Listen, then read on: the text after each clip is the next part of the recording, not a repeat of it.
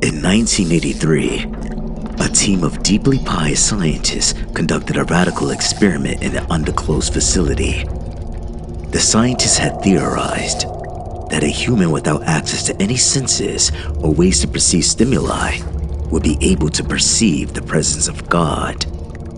They believed that the five senses clouded our awareness of eternity, and without them, a human could actually establish contact with God by thought.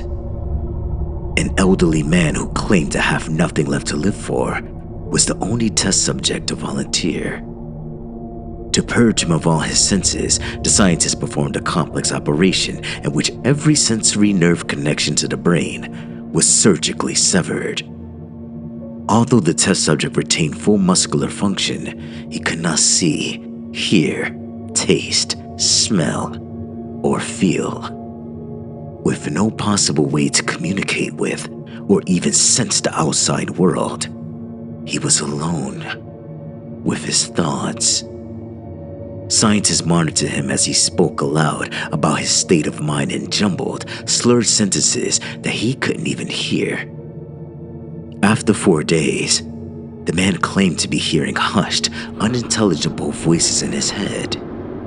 Assuming it was an onset of psychosis, the scientists paid little attention to the man's concerns.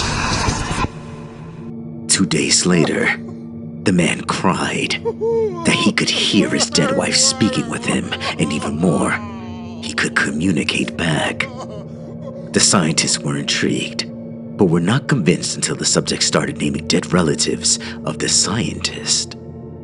He repeated personal information to the scientists that only their dead spouses and parents would have known. At this point, a sizable portion of scientists left the study.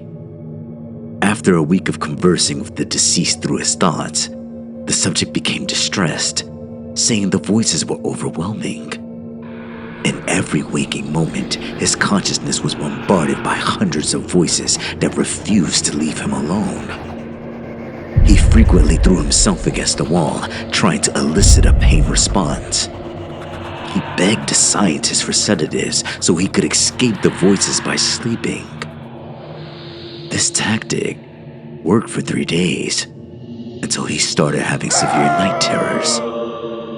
The subject repeatedly said that he could see and hear the deceased in his dreams.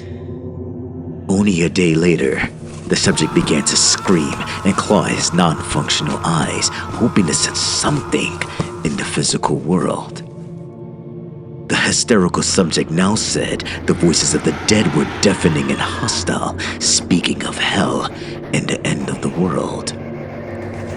At one point, he yelled, "Thou hast no forgiveness," for 5 hours straight. He continually begged to be killed, but the scientists were convinced that he was close to establishing contact with God.